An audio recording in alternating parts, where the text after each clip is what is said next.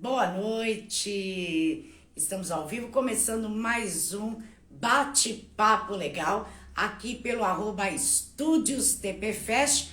Uma boa noite a todos vocês. Hoje nós temos entrevista pelos espaçosjurídicos.com.br com a advogada doutora Natália Pires, conversando com a gente sobre guarda dos filhos. Uma boa noite a todos vocês, sejam todos muito bem-vindos.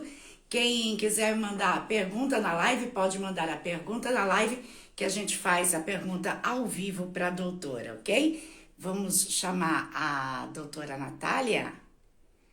Vamos chamá-la a doutora aqui para a gente dar muito bem-vindo aqui no bate-papo legal dos estúdios TPT. Uma boa noite, doutora. Seja bem-vinda aqui pelos estúdios TPFest, através dos espaços jurídicos. Boa noite, muito obrigada. E hoje o tema é guarda dos filhos, e eu gostaria que a doutora se apresentasse para o pessoal conhecê-la. Tá certo. Bom, eu me chamo Natália Pires, eu advogo principalmente na área de família e mais voltada para a área, assim, das mulheres. A gente chama de especificação de gênero, né? Então, a gente tenta voltar, assim, para o lado mais da mulher, que acaba quem mais fica com os filhos são as mulheres. Eu moro em Araraquara, no estado de São Paulo. E a doutora atende online também? Atendo online, principalmente online, de qualquer lugar do Brasil a gente consegue atender. Ok, então eu já começo a perguntar quais são os tipos de guarda que nós temos no Brasil. No Brasil, nós temos só dois tipos de guarda, tá? É a guarda compartilhada, que é quando o pai e a mãe compartilham as responsabilidades. Isso não significa que a criança vai ficar um tempo com o pai e um tempo com a mãe, tá? Morando. E existe a guarda unilateral, que é quando apenas um dos genitores tem a responsabilidade sobre a criança. E, doutora, de que maneira o juiz define a guarda? Bom, ele vai ver qual é o melhor ambiente para a criança, né? Que casa é mais estruturada, com quem que a criança está mais acostumado, quem que tem mais disponibilidade, assim, para conseguir suprir as necessidades da criança. E quando que ocorre uma guarda provisória? Provisória, assim, no processo, o que acontece? Quando a gente entra com o processo, até o juiz chegar no final do processo, que é a sentença, demora um pouquinho. A gente sabe que o processo judiciário, ele é um pouco lento. Então, para a criança não ficar nesse limbo de, meu Deus, quem que é responsável por essa criança? Então, no comecinho do processo, o juiz já determina quem fica com essa guarda provisória. Normalmente, o que acontece? O casal separa e aí quem já está com essa criança fica com essa guarda provisória.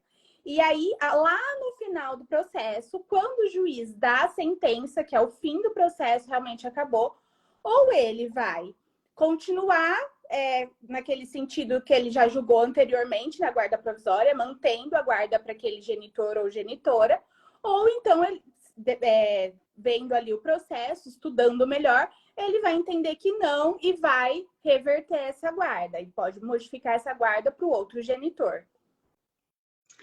E, doutora, quais são os tipos de provas que se deve produzir para se obter a guarda? No processo de guarda, as provas, elas são simples, tá? Normalmente, o que acontece?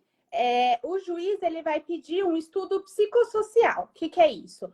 É quando um psicólogo e uma assistente social, elas vão entrevistar. Então, elas vão entrevistar as partes. Ou seja, o pai, a mãe e, dependendo da idade da criança, até a criança.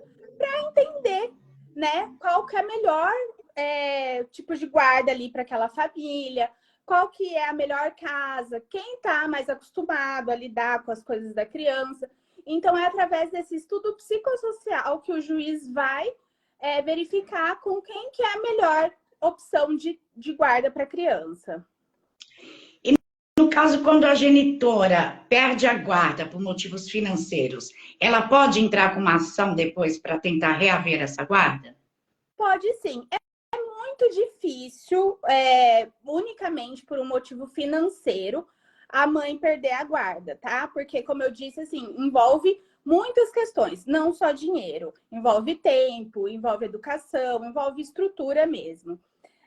Então, caso ela acaba perdendo essa guarda, porque não tem nenhuma condição de sustentar aquela criança, se essa condição financeira dela mudar, ela pode sim entrar com pedido para reverter essa guarda sem problema nenhum, em qualquer tempo.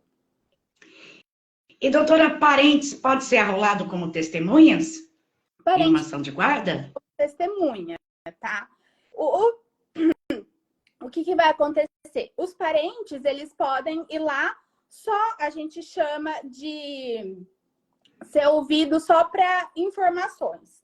Então, ele não vai ter aquele dever de falar a verdade, que a gente sempre vê, né? Que o juiz sempre adverte a testemunha que ela tem obrigação de falar a verdade. Então, como é parente, o juiz entende que não cabe ali ele fazer essa advertência, porque pode ocorrer da pessoa acabar pendendo para o lado do parente, né? Então, ela vai ser ouvida ali como uma mera informante. Vai contar ali o que ela sabe sobre o que aconteceu ali com aquele casal e sobre o que ela sabe sobre a vida daquela criança, a rotina e tudo mais. E muitas pessoas, elas confundem a guarda compartilhada com a convivência alternada. Eu gostaria que a doutora falasse um pouquinho sobre isso, esclarecendo, para as pessoas tirarem essa dúvida. Claro. Assim, as pessoas acabam confundindo porque as pessoas acham que na guarda compartilhada é aquela guarda onde a criança fica 15 dias com o pai e 15 dias com a mãe. No Brasil, não existe. O nome dessa guarda, na verdade, é guarda alternada. Em outros países ela existe, mas a lei brasileira não traz esse tipo de guarda para gente. O que pode acontecer é essa convivência alternada. Então, vai ter um lugar fixo, a gente chama de casa, né? Assim, residência fixa da criança. Então, lá no processo, a gente vai determinar aonde é essa residência fixa da criança. Pode ser, normalmente, é com quem tem a guarda, né? Então, assim, pode ser com o genitor ou com a genitora.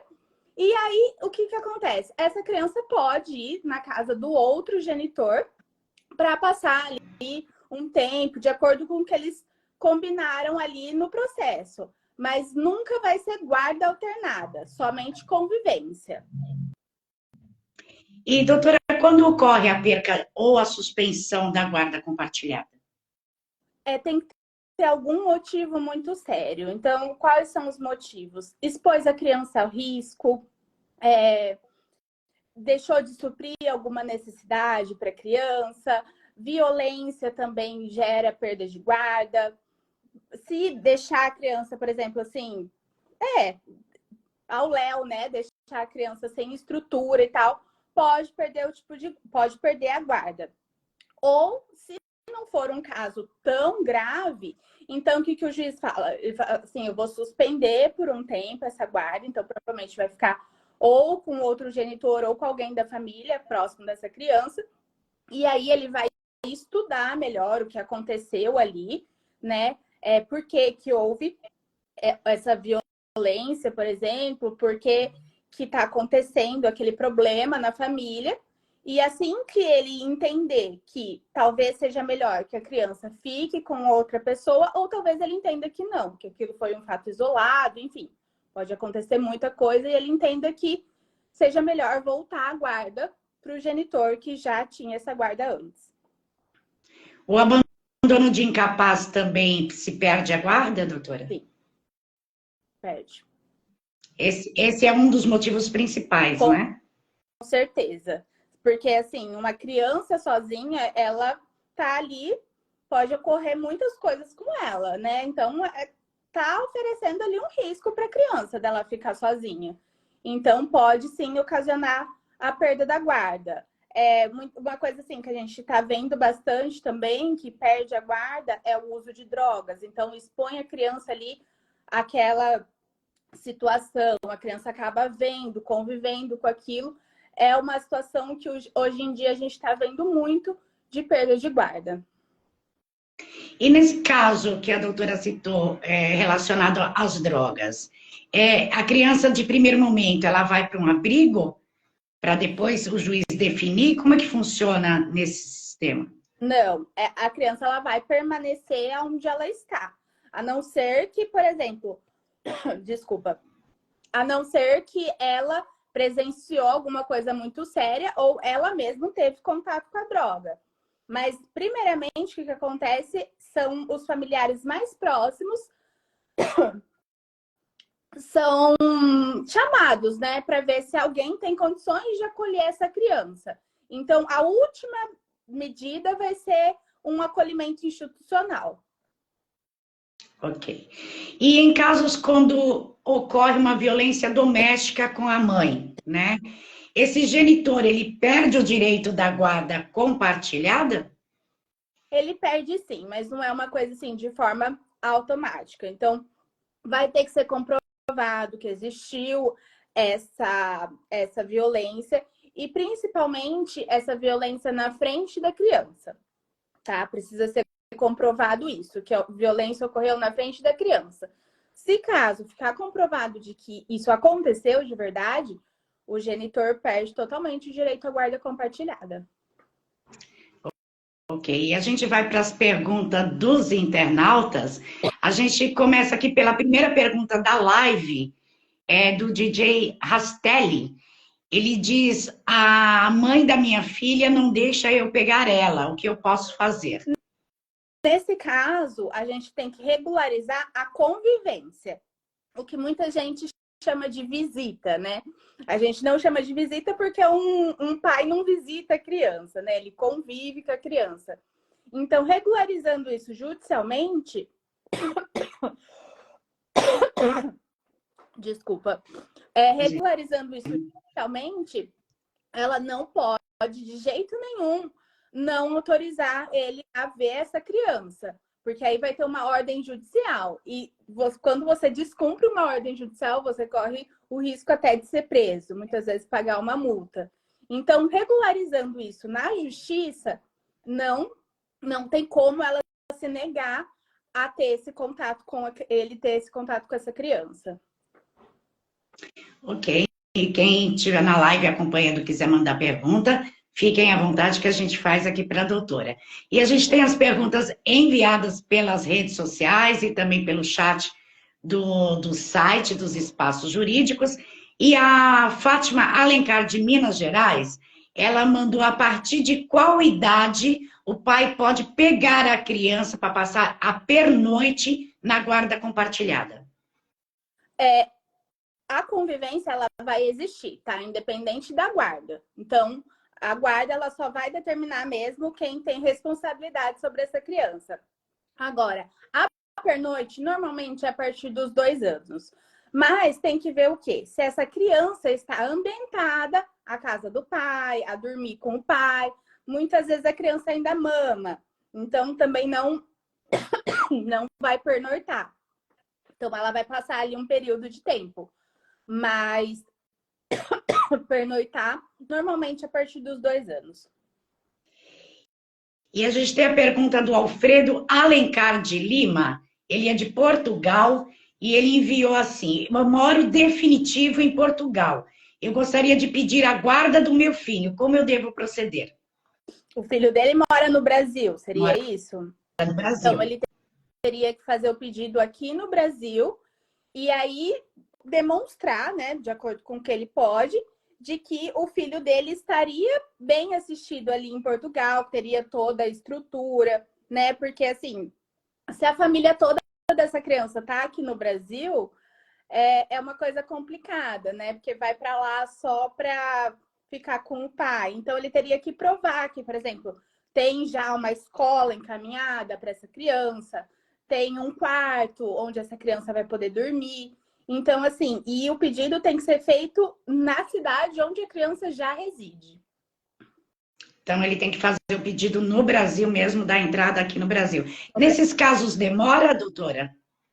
Não, É porque, assim, hoje em dia, como tem o processo digital, então não tem mais essa coisa, assim, de a pessoa ter que vir até aqui para o Brasil para participar de audiência e tal. Não, hoje, graças a Deus, tem o processo digital. Então, tudo está sendo feito de forma mais rápida do que antigamente. Ok.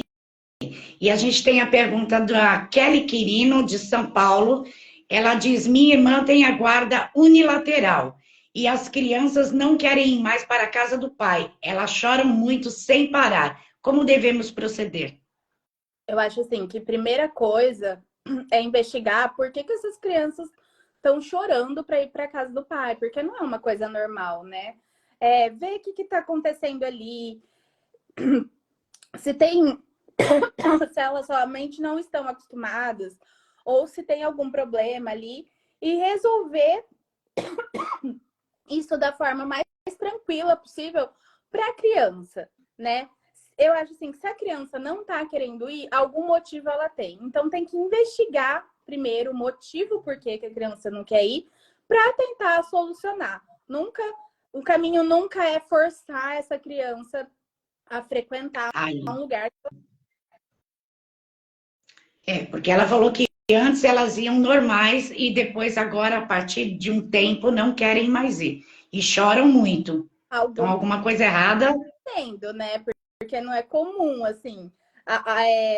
Pode ser que alguém novo ali está frequentando a casa, ou muitas vezes algumas atitudes do pai não, as crianças estranharam, ficaram com medo ali, então tem que realmente investigar para saber por que essas crianças estão agindo agora dessa forma. Ok, doutora. E o Vinícius Lima, de São Paulo, pergunta: quando não existe diálogo entre as partes? Gostaria de saber, nesse caso, a guarda compartilhada se enquadra? É um dos motivos da gente pedir a guarda unilateral, quando não tem diálogo entre as partes. Mas ainda assim, se for a vontade dos pais e o melhor benefício para a criança, para que seja essa guarda compartilhada, o que a gente fala? Que é uma pessoa assim, ponte, né?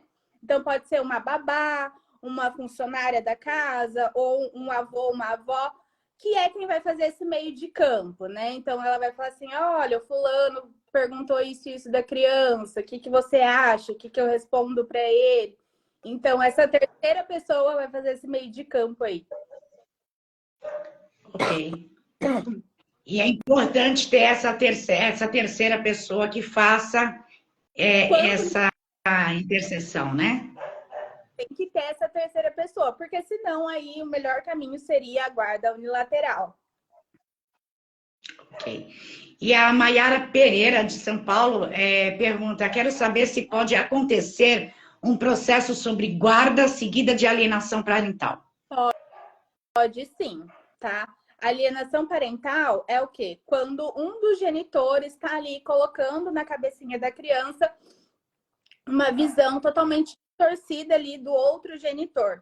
E isso acontece muito, que nem nesse caso que ela perguntou, falando que as crianças estão chorando muito. Muitas vezes, assim, o que o pai entende, né? Ele não percebe que a criança tem vontade própria, que a criança tem autonomia, né? Então, assim, ele entende que aquela mãe está impedindo o convívio dele. Então, ele se sente... ele sente que os direitos deles estão sendo totalmente violados e eles acabam fazendo esse pedido de alienação parental. E isso também é um dos casos que, se for comprovado de fato que está existindo essa síndrome de alienação parental, pode ser que a pessoa perca a guarda também. Tá, e tem que investigar também nesse caso, né, doutora? Tem que juntar provas, né? Ou que está acontecendo, ou no caso da pessoa que vai se defender, que não está acontecendo, né? Tudo vai girar em torno de provas. Ok. E a gente tem a pergunta do Luigi de Jesus, ele é de Minas Gerais. Ele pergunta: minha mãe faleceu há 1 ano e pouco. E tenho a guarda ela tinha a guarda dos meus sobrinhos, que hoje se encontram comigo desde então, sobre um termo de responsabilidade. Eu gostaria de saber se esse termo de responsabilidade eu preciso atualizar ou tem como eu pedir a guarda definitiva dos meus sobrinhos. Ele precisa pedir a guarda definitiva. Porque, assim, por exemplo, caso aconteça alguma coisa com essas crianças, apenas esse termo não é suficiente para ele tomar uma decisão.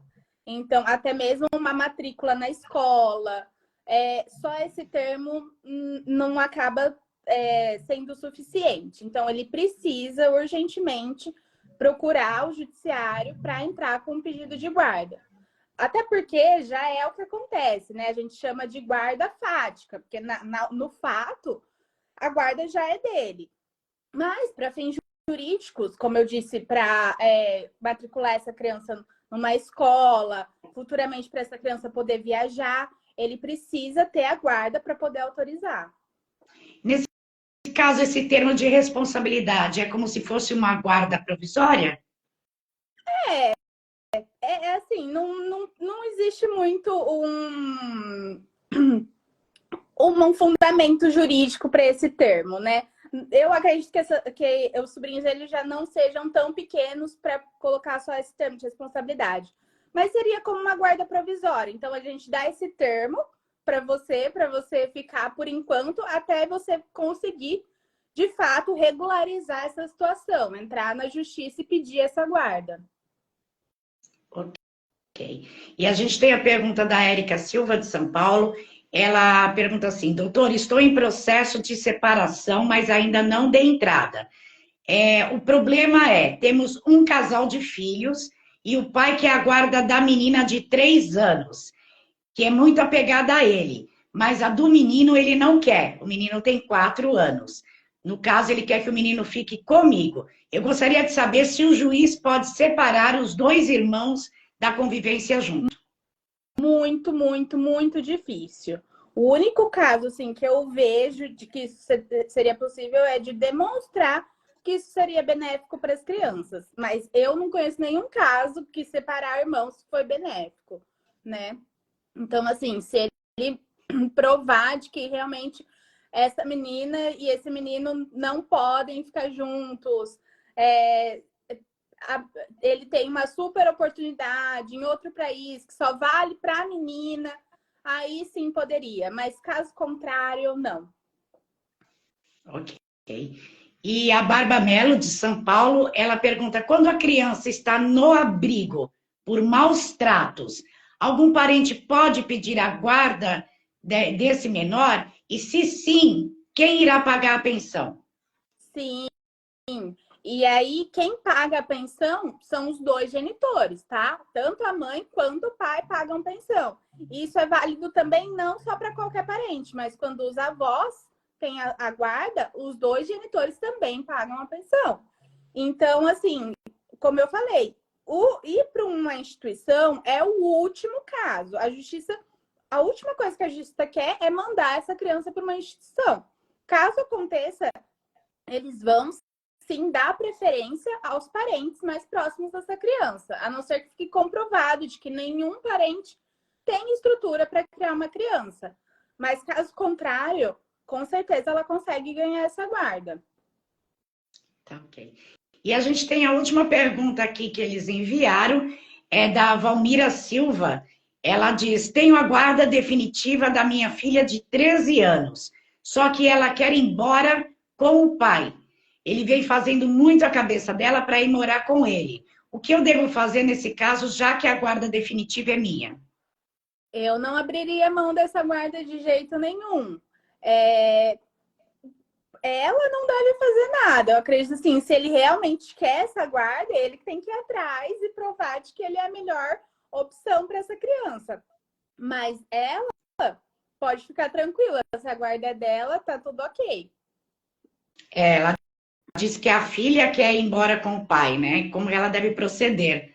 Então, aí, no caso, a guarda é dela mesmo, É né? dela e assim, como eu disse, se o pai quiser entrar com uma ação para pedir essa guarda, ele que entre e essa adolescente que conversa ali com o juiz e explique por que ela acha melhor ela morar com o pai.